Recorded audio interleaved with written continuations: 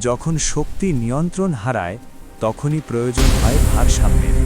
যদি বলি ভগবান বিষ্ণুকে থামাতে শিবকেই যুদ্ধ করতে হয়েছিল, বিশ্বাস করবেন? হিরণ্যকশিপু বধের পর নরসিংহদেব শান্ত হননি। তার ক্রোধে কাঁপছিল ত্রিলোক। দেবতারা পালাচ্ছিলেন, সময় থমকে গিয়েছিল। প্রহ্লাদের স্তবেও উগ্রতা পুরোপুরি থামছিল না। লক্ষ্মীদেবীও সামনে আসতে পারলেন না। তখন দেবতারা গেলেন তাদের একমাত্র আশ্রয়স্থল মহাদেবের কাছে।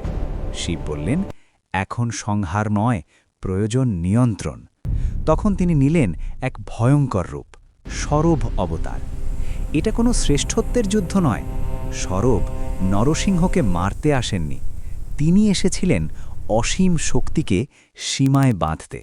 নরসিংহ হলেন অপ্রতিরোধ্য শক্তি, সরভ হলেন সেই শক্তির সংযম।